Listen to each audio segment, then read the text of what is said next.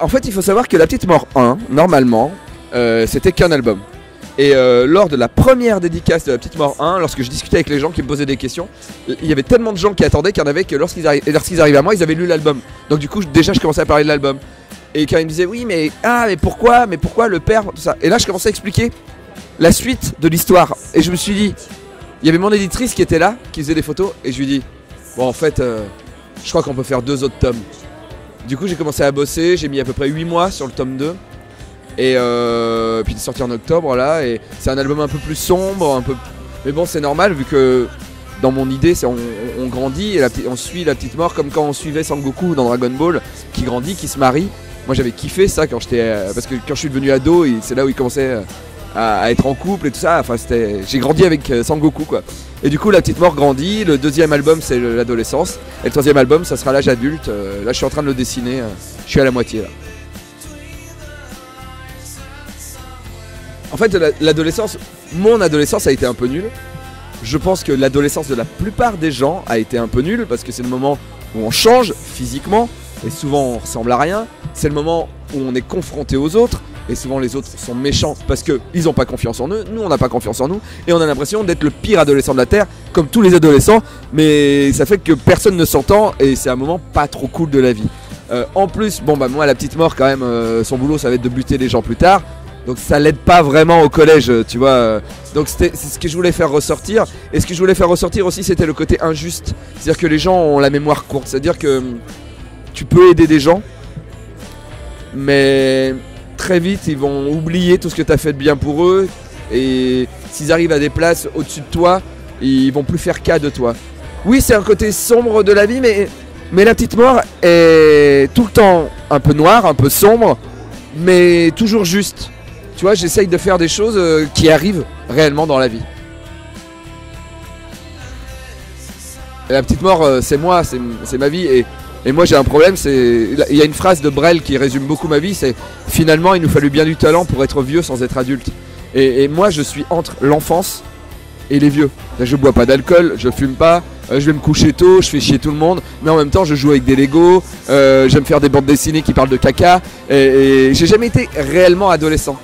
Et la plupart des gens bloquent à l'adolescence en fait. La plupart des gens essayent de faire durer l'adolescence. Moi j'ai essayé de faire durer l'enfance.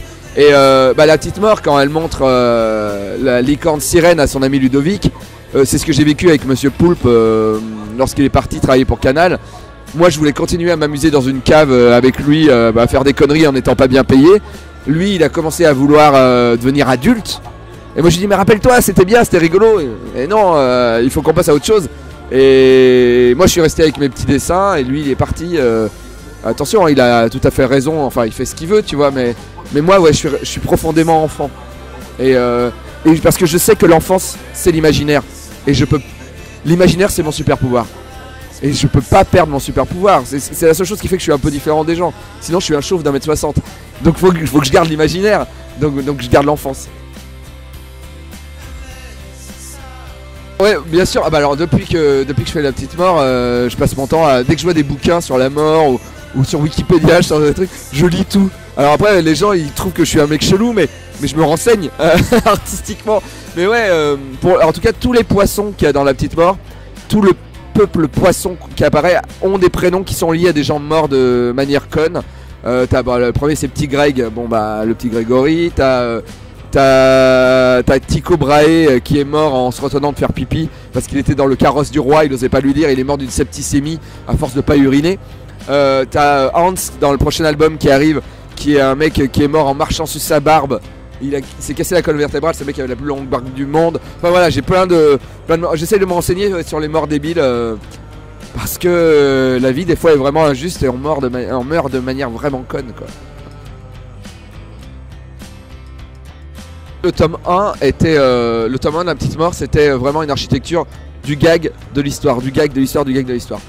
Le problème c'est déjà moi j'aime bien raconter des histoires et surtout quand l'histoire commence à prendre de la place, t'as besoin de plus en plus de pages pour raconter ton histoire.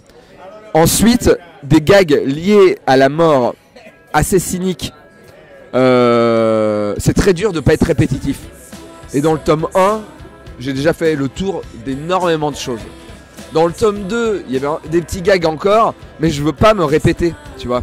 Du coup, dans le tome 3, l'histoire est encore plus présente que dans les autres tomes. Alors, il y a toujours des petits gags à côté, mais peu à peu, je les enlève parce que je serais redondant, tu vois. Parce qu'un mec qui meurt de manière injuste, c'est drôle, mais sur 96 pages, au bout d'un moment, tu fais ok, c'est bon, j'ai compris ton système, tu vois. Donc je suis obligé d'apporter quelque chose d'autre. Mais il y aura toujours des fausses pubs, toujours des trucs qui vont sortir les spectateurs et qui vont donner un peu d'air dans ce truc mort. Bah Hello Kitty déjà, Hello Kitty dans le tome 1 a bien marché, les gens m'en ont parlé. Et dans le tome 2, elle a eu 3-4 planches, voilà. Dans le tome 3, j'ai déjà fait les planches de Hello Kitty et j'ai créé le Hello Kitty Magazine. C'est comme Pif Gadget, mais pour les gens qui aiment bien la mort et les trucs mignons. Voilà.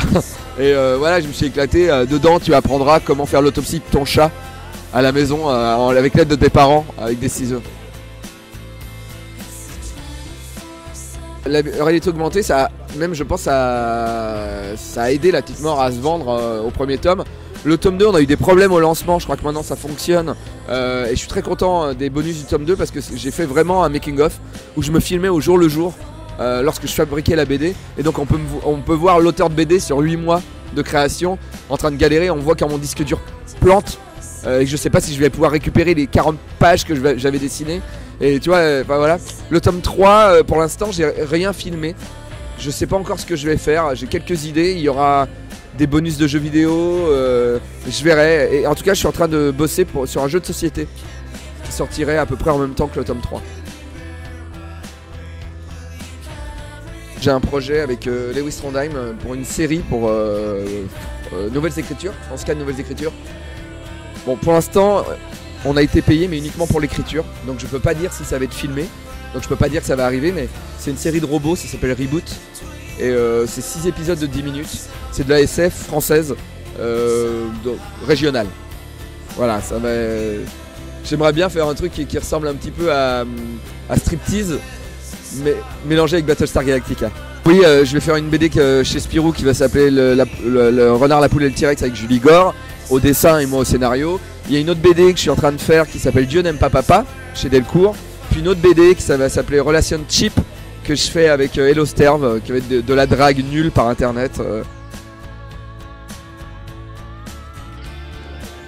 Si vous aimez mes vidéos sur internet, effectivement vous devez vous dire lire des BD de ce mec, j'ai pas trop envie. Mais s'il vous plaît, essayez de lire La Petite Mort parce que là, avec le 3e album, je pense que ça va faire 3 jolies BD et je pense que la fin va être jolie. Et je crois que c'est un des trucs les plus intelligents que j'ai fait, je crois. Donc essayez, voilà. Parce que voilà, je suis content, je suis un papa fier.